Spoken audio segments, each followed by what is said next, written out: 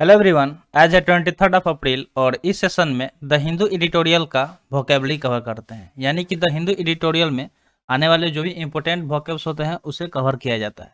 तो अगर आप किसी भी कॉम्पिटिटिव एग्जाम का तैयारी कर रहे हैं तो वीडियो अंत तक जरूर देखिएगा। चलिए वीडियो शुरू करते हैं।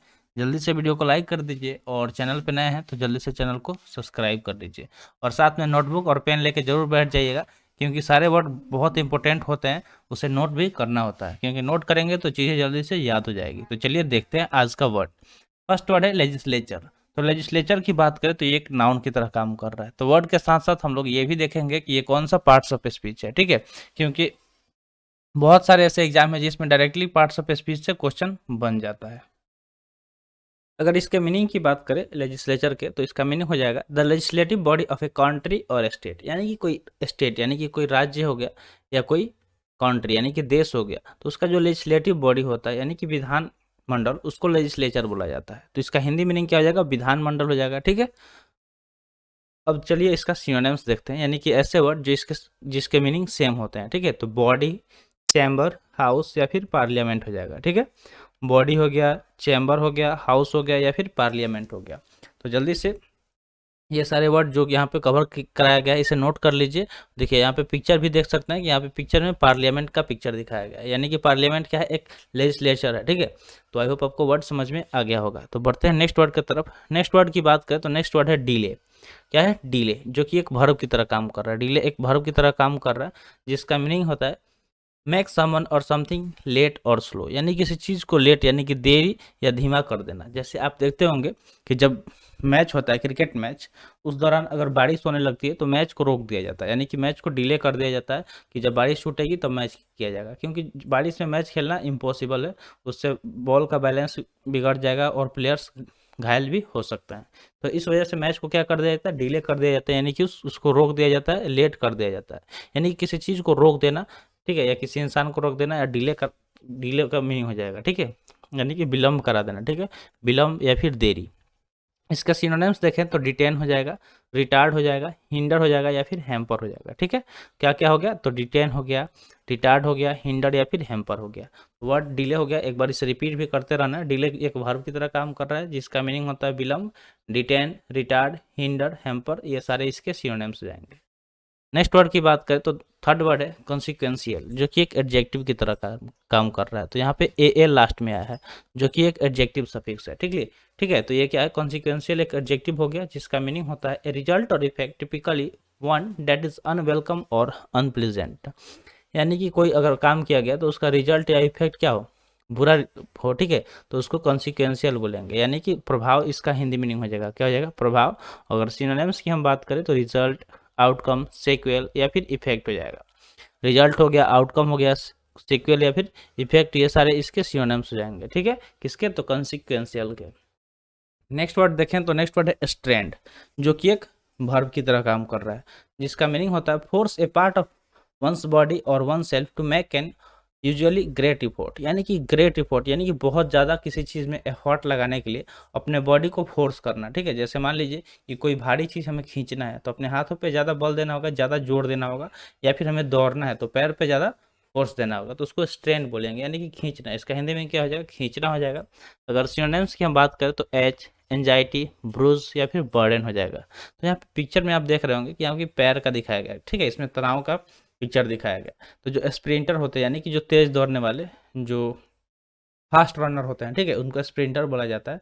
तो वो क्या होकर करते हैं, अपने पैरों पे बहुत ज़्यादा फोर्स देते हैं ताकि वो जल्दी से अपना जो उनका डिस्टेंस है उसे कवर कर पाएँ, जिसकी वजह से उनके पैरों में तनाव आ जाता है, तो उसको स्ट्रेन बोलेंगे, ठीक है, यानी कि उनको एंजाइटी हो जाता है, बर्डन हो जाता है। नेक्स्ट वर्ड की बात करें तो नेक्स्ट वर्ड है एडमिनिस्ट्रेटिव, जो कि एक एडजेक्टिव की तरह काम कर रहा है, जिसका मीनिंग होता है relating to the running of a business, organisation etcetera.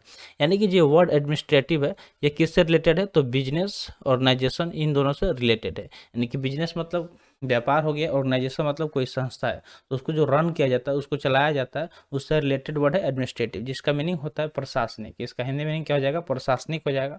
अब सिनोनिम्स इसका देखते हैं क्या क्या होगा। तो सिनोनिम्स ब्यूरोक्रेटिक, डिपार्टमेंटल, गवर्नमेंटल या फिर लेजिस्लेटिव हो जाएगा। तो ब्यूरोक्रेटिक हो गया, डिपार्टमेंटल हो गया, गवर्नमेंटल हो गया या फिर लेजिस्लेटिव हो गया, ये सब इसके सिनोनिम्स हो जाएंगे, किसके, तो एडमिनिस्ट्रेटिव के। जैसे यहाँ पे आप देख सकते हैं कि यहाँ पे पिक्चर में, ठीक है। नेक्स्ट अब यहाँ पे होमवर्क का बात कर ले रहे हैं कि होमवर्क में क्या करना है। तो होमवर्क आपको डेली से करना है या डेली बेसिस होता है। तो वर्ड जो भी यहाँ पे कवर कराया जाता है उससे आपको सेंटेंस बनाना है, ठीक है। क्या करना है, सेंटेंस बनाना है, और सेंटेंस को लास्ट में कमेंट सेशन में कमेंट भी करना है। तो देखिए इससे बेनिफिट ये होगा कि वर्ड से जब आप सेंटेंस बनाएंगे तो क्या होगा कि आपका जो सोचने का क्षमता है, थिंकिंग कैपेसिटी है, वो इंक्रीज होगा और आप सोचना शुरू कर देंगे, ठीक है। तो कोशिश कीजिए कि वर्ड से जितना ज़्यादा सेंटेंस आप बना पाते हैं, जितना वर्ड से वो जरूर बनाइए और कमेंट सेशन में जरूर कमेंट कीजिए। इसका ये भी बेनिफिट होगा कि आपको 100% वर्ड इजीली याद हो जाएगा। नेक्स्ट वर्ड की बात करें तो नेक्स्ट वर्ड है कॉन्स्टिट्यूशनल, जो कि एक एडजेक्टिव है।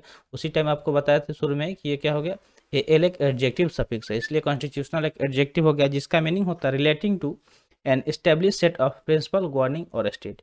यानी कि कोई चीज़ जो किससे जुड़ा हुआ, किसी प्रिंसिपल से, गवर्निंग स्टेट से, ठीक है, उसको कॉन्स्टिट्यूशनल बोलते हैं, यानी कि संवैधानिक। इसका हिंदी मीनिंग क्या हो जाएगा, संवैधानिक हो जाएगा। सिनोनिम्स की बात करें तो डेमोक्रेटिक, लॉफुल, लीगल या फिर स्टैट्यूटरी, इसके सिनोनिम्स हो जाएंगे, ठीक है।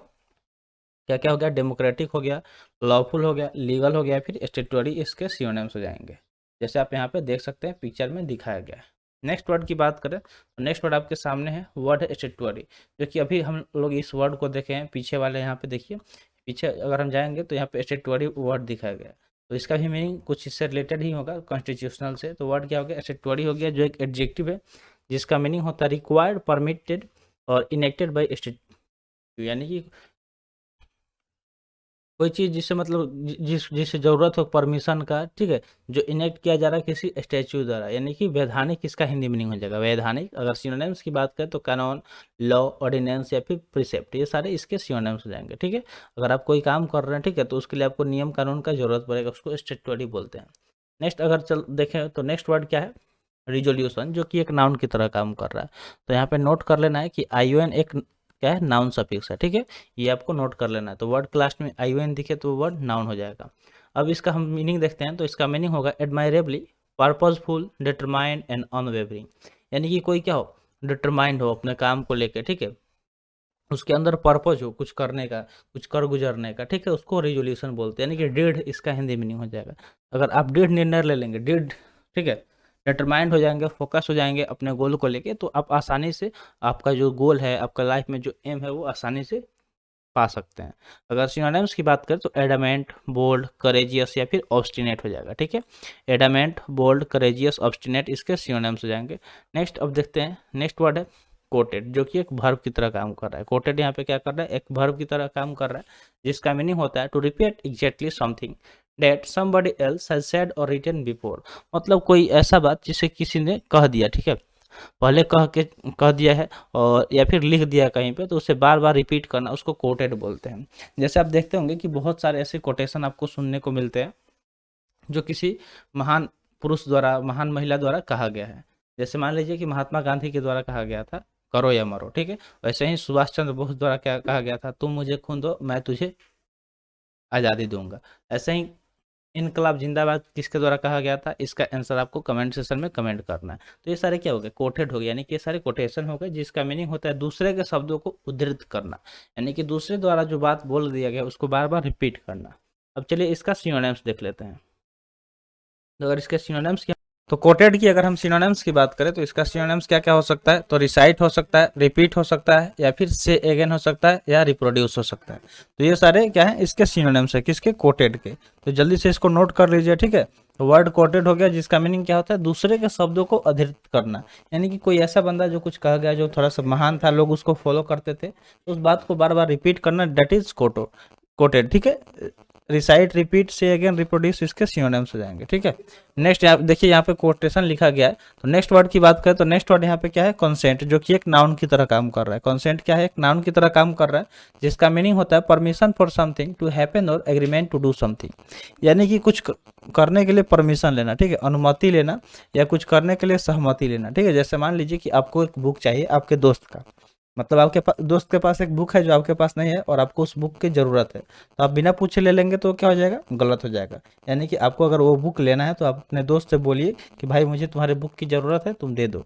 अगर वो बोलता है कि हाँ ले लो, डेट इज क्या हुआ, कंसेंट, यानी कि वो आपको परमिशन दे दिया, अनुमति दे दिया कि तुम अब उसका बुक यूज कर सकते हो। तो अनुमति इसका हिंदी में नहीं हो गया। अब चलिए इसका सिनोनिम्स देख लेते हैं। तो अगर सिनोनिम्स की बात करें तो एक्विसेंस, अप्रूवल, असेंट या फिर ऑथराइजेशन हो जाएगा। ठीक है, एक्विसेंस हो गया, अप्रूवल हो गया, असेंट हो गया या फिर ऑथराइजेशन, ये सारे इसके सिनोनिम्स हो जाएंगे। जैसे पिक्चर में देख रहे हैं कि ये मना किया गया है इसमें इस लड़की द्वारा, और इसमें क्या कर दिया गया, कंसेंट यानी कि अनुमति या फिर परमिशन दे दिया गया है। तो आई होप आपको सारे वर्ड समझ में आ गए होंगे। तो आज के लिए इतना ही, आज का सेशन यहीं पे समाप्त हुआ। सेशन कैसा लगा कमेंट सेशन में जरूर बताइएगा। मिलते हैं फिर अगले वीडियो में। Thanks for watching. जय हिंद।